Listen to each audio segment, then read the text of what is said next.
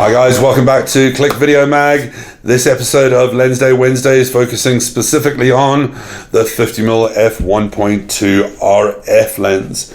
Now Canon's had a couple of 50mm 1.2s in the past, we've even had a 50mm 1.0. But this is the first in the full frame mirrorless lineup, and it was launched at the same time as the EOS R, and it is a truly and utterly magnificent piece of glass. By any comparison to any of the older 51.2s or 51.0 lenses, this outshines them by a huge margin. Now, I loved it when it was announced. I loved shooting with it. It was one of the first lenses I shot with the EOS R, and I was totally and utterly enamored with the performance. At f1.2, the level of sharpness was beyond anything I'd even seen. Once the tracking autofocus came up with the EOS R, that 1.2 became another animal altogether. I started using it on the RP because the RP had the eye tracking focus before it came along for the R, and my word, how this performed. The amount of depth of field when you're shooting at f1.2 and you're holding the camera and you lean in or lean out, the shallow depth of field is so much that whatever you're shooting is in and out of focus just by the slightest lean, and just breathing can put something out of focus. Not anymore. This is utterly astonishing.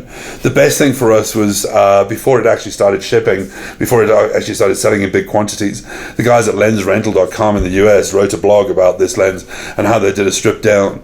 And the best was Roger Kikala, great name, good man, did this whole blog, and they took the thing, they started taking this lens apart, and they noticed very, very quickly that things were radically different inside there. They got to a point where they actually had to stop and say, we don't know anymore. There's things in here we've never seen.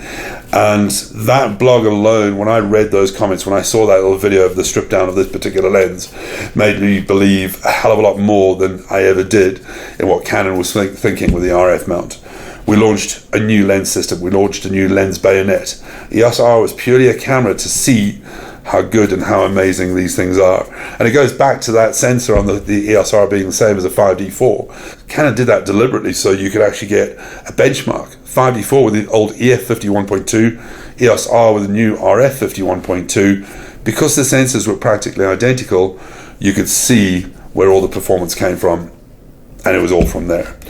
It is truly and utterly spectacular.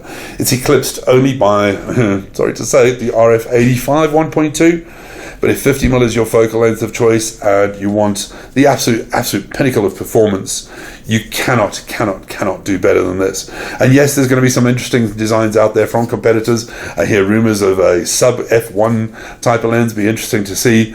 But at f1.2 with eye tracking autofocus, that is utterly magnificent.